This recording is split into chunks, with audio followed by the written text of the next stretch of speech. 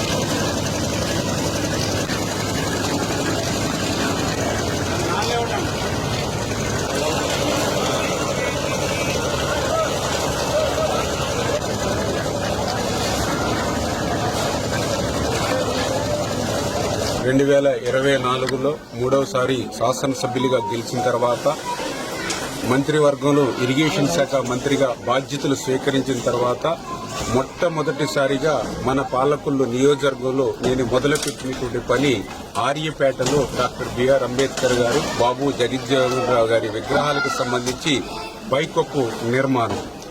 ఆ స్ఫూర్తితోటే నా పాలకొల్లు నియోజకవర్గంలో ఉన్నటువంటి మహనీయులు డాక్టర్ బిఆర్ అంబేద్కర్, ప్రపంచ మేధావి, భారత జాతి ముద్దు బిడ్డ, డాక్టర్ బాబు జగజ్జీవనరావు, ఆ రోజునటువంటి రాజకీయాలు తప్ప లేకపోతే ఆయన ప్రధానమంత్రి పదవిని అధిష్ఠించేటువంటి మహోన్నతుడు. అటువంటి మహనీయుల విగ్రహాలు ఎండకి వానకి మరి తడుస్తూ ఎండుతూ ఉండకూడదు అనేటువంటి ఉద్దేశంతో నా నియోజకవర్గంలో ఉన్నటువంటి అంబేద్కర్, బాబు జగజ్జీవనరావు విగ్రహాలన్నిటికీ కూడా ఆ పైకప్పుని మరి ఏదైతే నిర్మాణం చేయాలనేటువంటి ఆలోచనే కాకుండా అందులో అవకాశం ఉన్నంత వరకు కూడా నేను కూడా శ్రమదానం చేసి ఆ మహనీయుల స్ఫూర్తితో నేను కూడా పనిచేయాలి అనేటువంటి ఆలోచనతో మరి ఏదైతే మొన్ననే వారం రోజుల క్రితం చింతపురం గ్రామంలో మరి ఆ రోజు ఈ యొక్క అంబేద్కర్ గారి విగ్రహానికి సంబంధించినటువంటి మరి యొక్క స్లాబ్ నిర్మాణ పనులు ప్రారంభించి ఈ రోజు ఆ స్లాబ్ నిమిత్తం కూడా ఇవాళ వర్క్ చేయడం జరిగింది. మరి త్వరలోని ఇంకా ఏదైతే ఈ యొక్క అంబేద్కర్, బాబు జగజ్జీవనరావు గారి విగ్రహాలు ఏవైతే ఉన్నాయో వాటన్నిటి నిర్మాణాలు కూడా 1 by 1 ఒక్కొక్కటి కూడా చేపట్టి ఈ యొక్క ఆ మహనీయుల యొక్క రుణం తీర్చుకునేటువంటి విధంగా పనిచేస్తానని చెప్పి మీద చూసుకోండి. నాకు ఒరిజినల్ కలర్ రావాలి. లాస్ట్ టైంలో ఎందుకు కలర్ సుబ్బారావు డల్ అయిపోయింది. గోళ్ళకేశారు కదా, గోళ్ళకేసిన అన్ని కూడా ఇప్పుడు ఎన్ని కూడా డల్ అయిపోయి అన్ని కూడా కొంచెం రాలేదు.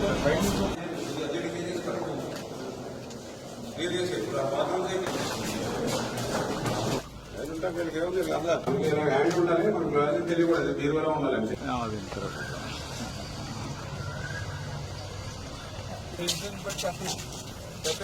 ఎలపాలం ఉంది అధికారులు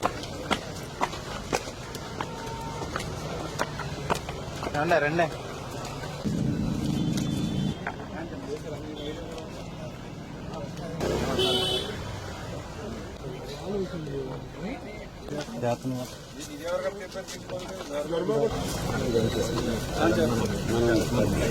ఈ కాంపౌండ్ వాళ్ళు ఉన్న మధ్యలో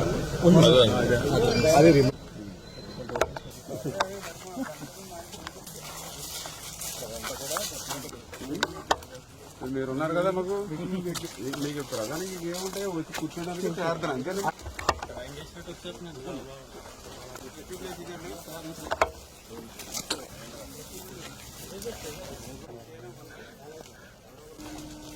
అంబేద్కర్ భవన్కు సంబంధించినటువంటి పనులన్నీ కూడా యుద్ధ ప్రాతిపదికన చేస్తూ ఉన్నాం.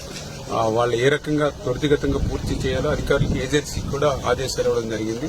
అదేవిధంగా ఏదైతే క్రిస్టియన్ బరీల గ్రౌండ్ కూడా ఒక సుందరంగా తీర్చిదిద్దాలని చెప్పి ఈరోజు మన వైజాగ్ నుంచి మరి మన శోభన్ గారిని కూడా తీసుకొచ్చి ఆ డిజైన్స్ ఇవన్నీ కూడా ఫైనలైజ్ చేసి తొందరలోనే అవి కూడా మొదలు పెట్టాలనేటువంటి ఆలోచన. అదేవిధంగా గౌడ సెట్టిబల్జీ భవనం ఏదైతే ఉందో అన్న మాట ప్రకారం 3 కోట్ల నిధులు మంజూరు చేయడమే కాదు, మొన్న డిజైన్స్ ఎందుకంటే 6 సంవత్సరాల నుంచి ఏదైతే పిల్లర్స్ వేసి వదిలేశారు కాబట్టి గాలికి వాతావరణానికి ఏమైనా పిల్లర్స్ ఏమైనా తేడా ఉందా, దాని స్ట్రెంగ్త్ ఎంత అని చెప్పి మళ్ళీ ఐఐటి వాళ్ళతో కూడా మళ్ళీ టెస్టులు చేయించుకుని ఇప్పుడు మళ్ళీ టెండర్స్ పిలిచాం. అంటే 5 సంవత్సరాలు ఖాళీగా వదిలేస్తే వీళ్ళ డిపార్ట్మెంట్ కూడా అట్లా టెస్ట్ చేసి పొజిషన్కి వచ్చింది. పిల్లర్స్ ని టెస్ట్ చేస్తేనే కానీ స్లాబ్ వేయలేమని చెప్పారు. అంటే జగన్మోహన్ రెడ్డి విధ్వంసానికి ఎక్కడో అమరావతితో పోలవరం కాదు, గౌడ సెట్టిబల్జీ భవనం కూడా ఆ యొక్క స్లాబ్ కి సరిపోతుందా లేదా 5 సంవత్సరాలు నిరూపయంగా వదిలేశారు గాలిలో వాతావరణంలో అని. మళ్ళీ దాన్ని వేళ కరెక్ట్ చేసుకుని దానికి కూడా 3 కోట్ల రూపాయలు టెండర్లు పిలిచాం. రేపు 3వ తారీఖు తర్వాత మరి అవి కూడా ఓపెన్ అవుతాయి. త్వరితగతంగానే మే నెలలో కూడా ఆ గౌడ సెట్టిబల్జీ భవనం పనులు కూడా ప్రారంభించుకుని అవి పూర్తి చేసి ఇంకా అవసరమైతే ఇంకా ఏమైనా అవసరమైతే అవి కూడా నిధులు తెచ్చుకుని ఒక ఆదర్శవంతంగా నియోజకవర్గానికి ఒక తలమారింగ్ ఉండేటువంటి విధంగా ఆ గౌడ సెట్టిబల్జీ భవనాన్ని కూడా పూర్తి చేస్తామని చెప్పి మీ ద్వారా తెలియజేస్తాం.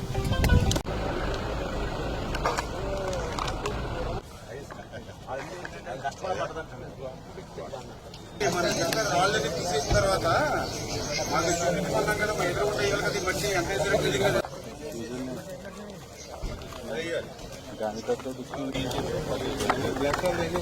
రెడీ చేసుకోండి. కార్పొరేట్ అపోలో హాస్పిటల్ కూడా మాకు మీకు అంత తేడా ఉంటుంది.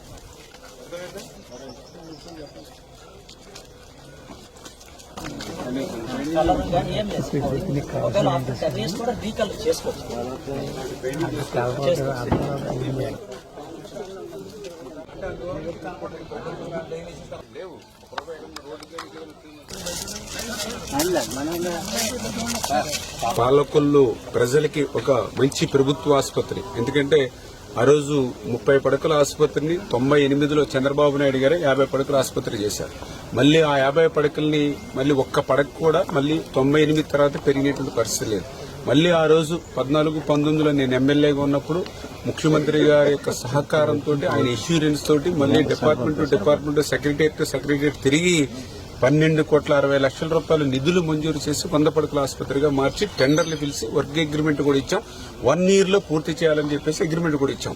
దురదృష్టం గవర్నమెంట్ మారింది. సంవత్సరంలో పూర్తి చేయవలసినటువంటిది 5 సంవత్సరాలైనా సరే పూర్తి అవ్వలేదు మాట నుంచి అసలు ప్రారంభోత్సవం చేసుకోకుండానే బేటలు తీసేయడం, ఎక్కడ చూసినా నీళ్లు నిలబడిపోవడం, స్లాబులు లీక్ అవ్వడం చూస్తే నిజంగా చాలా బాధ ఆవేదన మాకు మొన్న అధికారంలోకి వచ్చిన తర్వాత చూసాం.